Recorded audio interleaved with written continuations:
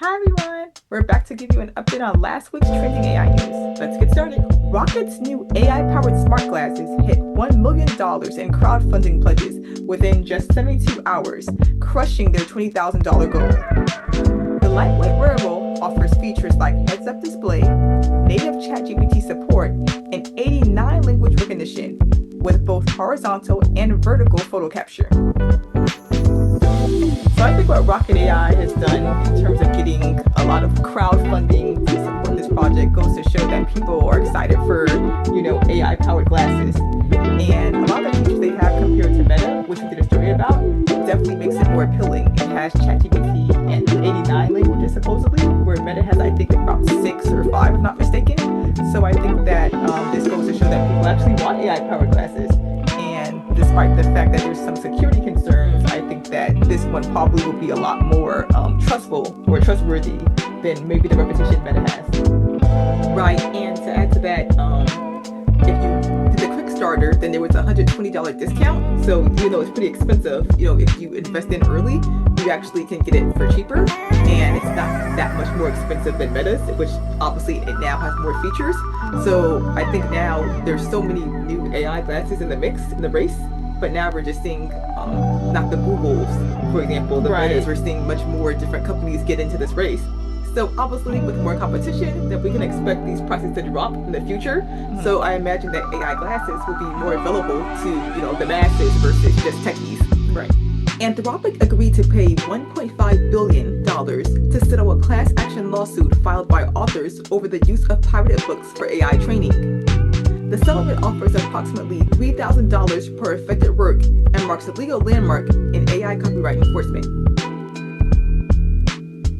So beyond the headlines, this actually wasn't a win for the authors, as you might think. This was actually more of a win for the AI companies, because the settlement actually goes into the piracy that Anthropic used related to the content they were using. So in order to get more data, they went to the dark web and started illegally downloading content in order to train their models.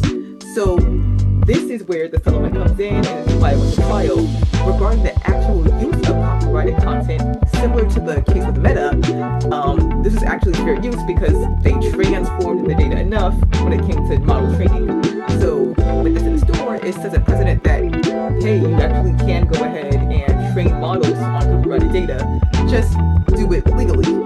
Exactly. And I don't know if that'll do any consolation for people who say, well, what about artists whose art is being stolen, like with DeviantArt? Is that count now? And right. I think that part may be still blurred, but I think this does set a precedent that, well, likely that would be available as well to have used to train these AI models, especially since I don't believe they're blocked by a paywall or needed to be downloaded or found through a dark web. Warner Bros. Discovery has opened litigation against Midjourney, alleging the AI tool allowed users to generate images of Superman, Bugs Bunny, Batman, and other characters without their permission. The suit follows similar legal actions from Disney and Universal. So another company jumps into the Midjourney lawsuit. Right, when I saw this article, I thought it was a mistake, like a reprint of what happened. But then I reviewed that it was actually Universal that had entered the lawsuit with Disney. So this is yet another one, being Warner Brothers Discovery. Right, so the difference between, at least for me, with Anthropic and Meta's case, which they won, was that they were able to train their models. In this case, the Hollywood is arguing that they were able to generate their content, which they're saying is copyright, they're generating copyrighted characters. So it's not that, they're not arguing that they trained on them, it's that they're generating them and allowing users to do, pretty much do copyright infringement. So the argument here is it okay for them to generate? It's another thing for them to sell things, but we'll see how that goes. But that's the major difference of what they're arguing versus what we've seen from Meta and Anthropic. OpenAI announced plans for a new AI-driven hiring platform, the OpenAI Jobs Platform, expected to launch by mid-2026. The service will offer job matching via AI, emphasize local business engagement, and include certification tracks, positioning it as a direct rival to Microsoft's LinkedIn.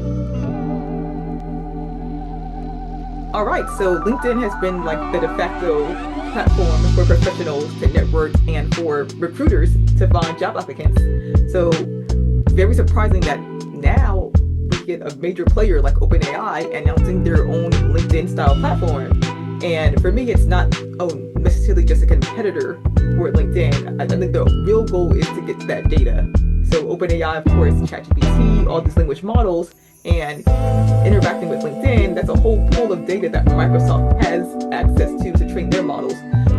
So OpenAI is actually, has, I think, under Microsoft, so this is actually interesting to spin off something from Microsoft, but I still think that the goal itself is to collect more data. That's a wrap on last week's Trending AI News.